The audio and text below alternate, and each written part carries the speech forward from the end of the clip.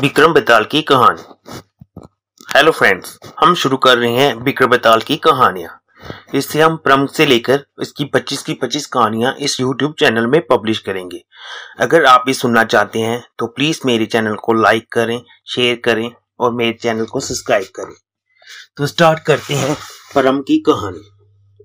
बहुत पुरानी बात है, दारा नगरी में गदर्भ सेन नाम का एक राजा राज करते थे। उनकी 4 रानियां थी। वे 6 पुत्र थे। सबके सब बहुत ही चतुर और बलवान थे। संजोग से एक दिन राजा की मृत्यु हो गई और उनका बड़ा बेटा शंख गद्दी पर बैठ गया।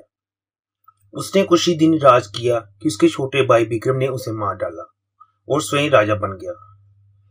उसका राज्य दिन प्रतिदिन बढ़ता गया। वह सारे जम्बू द्वीप का राजा बन गया। एक दिन उसके मन में ख्याल आया कि उसे घूमकर सैर करनी चाहिए। जिन देशों के नाम सुने हैं उन्हें देखना चाहिए। वह अपनी गद्दी छोटे भाई बिरथरी को सौंपकर जोगी बनकर राज्य से निकल गया। उस नगर में एक ब्राह्मण तपस्या करते थे। एक दिन देवता ने प्रसन्न होकर उन्हें एक फल दिया और कहा, इसे जो भी खाएगा वह अमर हो जाएगा। ब्राह्मण ने वह फल लाकर अपनी पत्नी को दिया और देवता की बात बता दी। ब्राह्मणी बोली, हम अमर होकर क्या करेंगे, हमेशा भीख मांगते रहते हैं, इससे अच्छा है हम मर जाएं। आप इस फल को राजा को दे आइए और उसके बदले में कुछ धन ले आइए। ये सुनकर ब्राह्मण फल लेकर राजा बिरथरी के पास गया और सारा हाल कह सुनाया। बिरथरी ने वह फल ले लिया और ब्राह्मण को 1 लाख रुपए देकर विदा किया। बिरथरी अपनी एक रानी को बहुत चाहता था।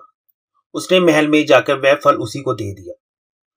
रानी की मित्रता शहर कोतवाल से थी। उसने वह फल कोतवाल को दे दिया। कोतवाल एक वैश्य के पास जाया करता था। वह उस फल को वैश्य को दे आया। वैश्य ने सोचा, ये फल तो राजा को खाना चाहिए। वह उस फल को लेकर राजा बिरथरी को दे आई और उनसे कुछ पैसे ले आई। बिरथरी ने बहुत सा धन दिया, लेकिन जब उसने फल को देखा तो वह उसे पहचान गया। उसे बड़ी चोट लगी। उसने किसी को कुछ नहीं कहा। महल में जाकर रानी से पूछा, तुमने उस फल का क्या किया? रानी ने कहा, मैंने उसे खा लिया। राजा ने फल निकालकर उसे दिखाया तो रानी घबरा गई। तो उसने सारी बात सच सच बता दी। राजा बिरथरी ने पता लगाया तो उसे सारी बात ठीक ठाक मालूम हुई। वह बहुत दुखी हुआ। उसने सोचा, ये दुनिया माया जाल है, इसमें अपना कोई नहीं। वह फल लेकर बाहर चला गया और उसे दिलवाकर खुद खा गया और राजकोट छोड़कर जोगी का बेस बना जंगल में तपस्या करने चला गया। बिरथरी के जंगल में जाने से विक्रम की गद्दी सुननी पड़ गई। जब राजा इंद्र को जो समाचार मिला तो उन्होंने एक देव को दारा नगरी की रखवाली के लिए भेज दिया। वह दिन रात वही रहने लगा। बिरथरी के राजकोट छोड़कर चले जाने की बात विक्रम को मालूम हुई तो वह लौटकर अपने देश में आया। आधी रात का समय था। जब वह नगर में घुसने लगा तो देव ने उसे रोका। राजा ने कहा, मैं विक्रम हूं, तुम मुझे रोकने वाले कौन होते हो? देव बोला, मैं राजा इंद्र, मैं देव हूं। मुझे राजा इंद्र ने नगर की चौकसी के लिए भेजा है। अगर तुम सच्चे राजा विक्रम हो तो मेरे साथ लड़ाई करो। दोनों में लड़ाई हुई तो राजा ने थोड़ी सी देर में देव को पछाड़ दिया और देव बोला, हे राजन, तुमने मुझे हरा दिया, मैं तुम्हें जीवन दान देता हूँ। इसके बाद देव ने कहा, राजन, एक नगर और एक नक्षत्र में तुम 3 आदमी पैदा हुए थे।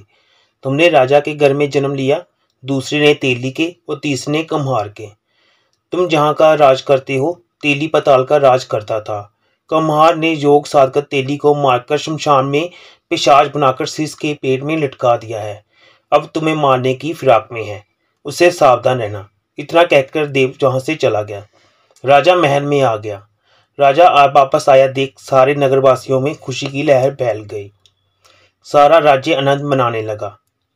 राजा फिर से राज करने लगा। एक दिन की बात है, शक्तिशील नाम का एक योगी राजा के दरबार में आया और उसने एक फल देकर चला गया। राजा को शंका हुई।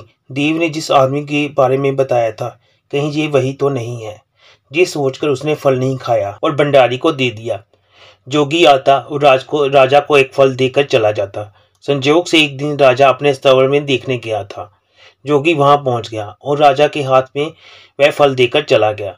राजा ने उस फल को उछाला तो आज से छूटकर धरती पर जा गिरा।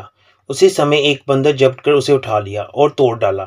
उसमें से एक हीरा निकला जिसकी चमक से आंखें चुंधिया गई। राजा को बड़ा अचरज हुआ। उसने जोगी से पूछा, आप जी मुझे हीरा क्यों देते हैं? जोगी ने जवाब दिया, महाराज, राजा, गुरु, जोशी, वैद्य और बेटी, इनके घर कभी खाली नहीं जाना चाहिए। राजा ने भंडारी को बुलाकर पीछे के सभी फल मंगवाए। तुरवाने पर एक एक हीरा सभी में से निकला। इतने हीरे देखकर राजा को बड़ा हर्ष हुआ। उसने जौहरी को बुलाकर उनका मूल्य पूछा। जौहरी बोला, महाराज, ये हीरे इतने कीमती हैं कि इनका मोल करोड़ों में भी आंका नहीं जा सकता। एक एक हीरा एक राज्य के बराबर है। ये सुनकर राजा जोगी को हाथ पकड़कर गद्दी पर ले गया। बोला, जोगी राज, आप सुनी हुई बुरी बातें दूसरों के सामने नहीं कही जाती। राजा अकेले में ले गया। वहां जाकर जोगी ने कहा, महाराज, बात यह है कि गोदावरी नदी के किनारे मसान में मैं एक मंत्र सिद्ध कर रहा हूँ। उसके सिद्ध हो जाने पर मेरा मनोरथ पूरा हो जाएगा।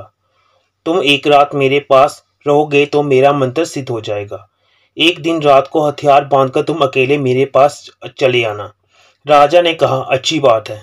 इसके उपरांत जोगी दिन और समय बताकर मठ में चला गया।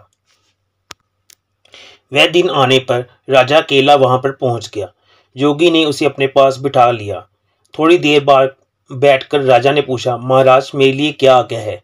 जोगी ने कहा, राजन, जहां से दक्षिण कोस की 2 कोस की दूरी पर मसान में एक शीश के पेड़ पर एक मुर्दा लटका है, उसके मेरे पास ले आओ। तब मैं जहाँ पूजा करता हूँ तब तक मैं जहाँ पूजा करता हूँ। ये सुनकर राजा वहां से चल दिया। बड़ी भयंकर रात थी। चारों ओर अंधेरा फैला था। पानी बरस रहा था। भूत प्रेत शोर मचा रहे थे। सांप आकर पैरों में लटके थे। लेकिन राजा हिम्मत से आगे बढ़ता गया। जब वह मसान में पहुंचा तो देखता है शेर दहाड़ रहे हैं, हाथी चिंगार रहे हैं, भूत प्रेत आदमियों को मार रहे हैं। राजा बेधड़क चलता गया। शीर्ष के पेड़ के पास पहुंचा। पेड़ जड़ में फुटगनी आग बिधेक रहा था। राजा ने सोचा, हो ना हो ये वही जोगी है जिसकी बात देव ने बताई थी। पेड़ पर रस्सी से बंधा मुर्दा लटक रहा था। राजा पेड़ पर चढ़ा और तलवार से रस्सी काट दी। मुर्दा नीचे गिरा और धाड़ धाड़ कर रोने लगा। राजा ने नीचे रखकर पूछा, तुम कौन हो? राजा का इतना कहना था कि वह मुर्दा खिलखिलाकर हंस पड़ा। राजा को बड़ा अचरज हुआ। तभी वह मुर्दा फिर से पेट में लटक गया। राजा फिर से चेयर पर चढ़ा और रस्सी काटकर मुर्दे को बगल में दबा नीचे आ गया और बोला, बता तू कौन है? मुर्दा चुप रहा। तब राजा ने उसे एक चंदर में बांधा और जोगी के पास ले जाने के लिए चल पड़ा। रास्ते में मुर्दा बोला, मैं बेताल हूँ, तुम कौन हो? यहाँ क्या कर रहे हो? राजा ने कहा, मेरा नाम विक्रम है, मैं दारा नगरी का राजा हूँ, मैं तुम्हें जोगी के पास लेके जा रहा हूँ। बेताल बोला, मेरी एक शर्त है, उसी बात पर चलूंगा। अगर तुम रास्ते में बोलोगे नहीं तो मैं तुम्हारे साथ चलूंगा, अगर तुम बोले तो मैं फिर से पेट पर लटक जाऊंगा। राजा ने बात मान ली और बेताल बोला, पंडित, चतुर और ज्ञानी, इनके दिन अच्छी अच्छी बातों में बीतते हैं, जबकि मूर्खों के दिन कला और नींद में। अच्छा होगा कि हमारी अच्छी अच्छी कहानियों के साथ हम चर्चा करें और मैं तुम्हें एक कहानी सुनाता हूँ, ले सुन। यही कहानी खत्म होती है। अगली कहानी के लिए प्लीज़ मेरे चैनल को लाइक करें, शेयर करें और मेरे चैनल को सब्सक्राइब करें और अपने दोस्तों को भी ज़्यादा से ज़्यादा वे वीडियो शेयर करें। Thank you so much.